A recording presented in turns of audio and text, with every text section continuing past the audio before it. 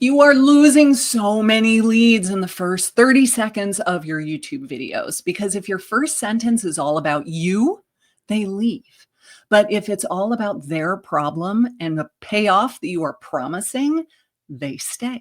And it's not about the editing or what's behind you and your set or whether you filmed with your phone or a webcam or a big fancy camera. It's not about any of those things. It's about the words that are coming out of your mouth in the first 30 seconds of your video. After having coached thousands of agents, I see the same problems over and over again.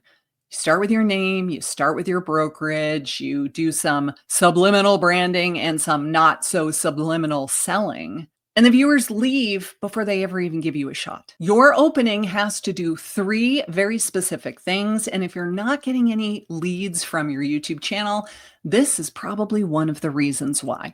So let's talk about exactly what your opening needs to have so that YouTube is not a hobby for you or just another thing that you're checking off your to-do list. It's actually one of your best lead sources because it is for me, it is for my students, and I know that it can be for you too. So do not introduce yourself. As soon as the video starts, you don't say, "Hey everyone, welcome back to my channel. My name is Karin Carr. I am a realtor in Savannah, Georgia with XYZ Brokerage."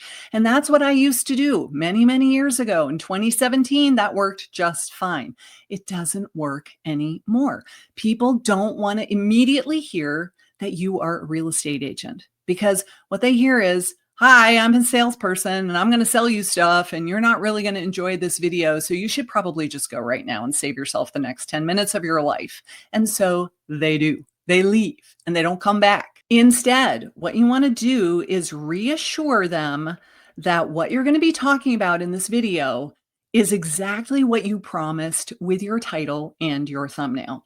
If you made like a big bold claim in the title and the thumbnail supports that claim, and then you just start rambling at the beginning of your video, they're going to be like, "What are you talking about? I thought we were talking about X, but you are talking about Y," or you're just taking way too long to get to the point because you're talking all about yourself. And then they hit the back button. And you know when this happens because when you go to the analytics of that particular video and you scroll down and you look at your audience retention graph, you see this huge dip in that blue line in the first 30 seconds. That's when everybody left your video. So don't do that. Instead, make them feel like what we're talking about in the video is exactly what you promised with the title, and it's going to be worth their time to stick around. The next thing you don't want to do is talk about your brand, your company, your brokerage. I was on a one-on-one consulting call the other day, and she said, "Oh, I stopped introducing myself at the beginning of my videos," but she was filming in her office with a giant sticker on the wall behind her that was the company logo. So no, she didn't say, "I'm with blah, blah, blah brokerage," but I can read, and it is on the wall, probably 4 feet wide. It is huge. So when we looked at her analytics and we saw that everybody was leaving in the first 30 seconds, she couldn't understand why. And I said, "I can tell you exactly why." And she said, "Well, my broker told me that I needed to do that." And I said, "I would respectfully argue that no, you do not. You do need to disclose in your video that you are a real estate salesperson and which company you are with. But does it have to be a 4-foot wide sticker on the wall behind you in the opening of your video?" I would say no. So if you are disputing with the broker about that, I'm not your broker. I'm not giving you any legal advice, but I would find out from your state licensing commission, is that really accurate or not? And then push back on the broker and say, "That's not true. This is what I'm in Georgia. This is what Greg says about advertising. That's not it." Instead, what we want to do is kind of twist the knife about the pain point.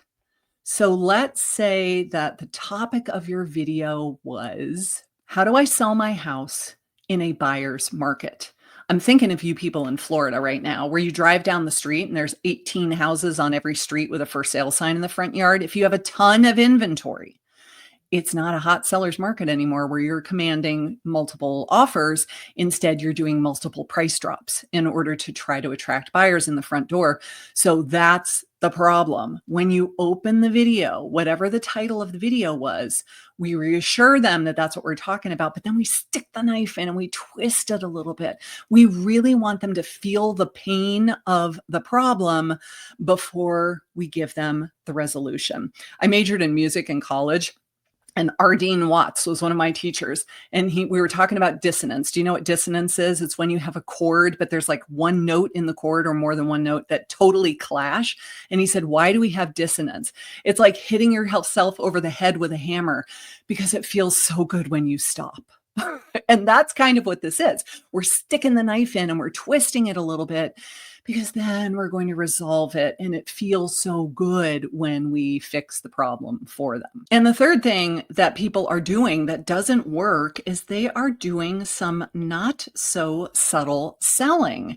You're trying to sell the viewer on why they should choose you, why they should work with you. You're trying to show them all of these designations and awards. You're talking about what a top producer you are, and it doesn't really work. It drives the viewers away. All they hear is blah, blah, blah, blah, blah, self-absorbed salesperson. It doesn't make them go, wow, I respect you so much. Now you can say things like, I've been a realtor in this area for 20 years, which will subliminally tell them like, oh, she's very experienced and she knows what she's talking about, without saying, I've sold 375 houses in the last 18 minutes. I definitely am an expert. You're showing your expertise in a much more subtle way. So if you're not getting any clients, any leads from your YouTube videos, I encourage you to go back and watch the opening of like the last 5 or 10 videos that you made. If you're making these mistakes where you're introducing yourself, you're telling them what your brand is, and you're doing too much self-promotion at the beginning, look at the audience retention graph. That will tell you everything you need to know. If it's working for you, by all means, don't let me stop you. But if you see a huge drop off of viewers in the first 30 seconds, and spoiler alert, you will, then you're going to want to change your strategy because we don't want to keep doing the same thing over and over again if it's not working. So we're not going to introduce ourselves. We're not going to introduce our brand, and we're definitely not going to be super self-promotional. Instead, we are going to promise a payoff if they watch to the end of the video. Not only am I going to solve your problem, I'm going to tell you exactly how, but you're only going to find out if you stick around and watch to the end of the video. And the fact that you are still here watching this video right now tells me that this works, because this was the exact strategy that I used in the opening of this video. You should rewind and go watch the opening of this video right now, because I did all 3 of those things and you're still here.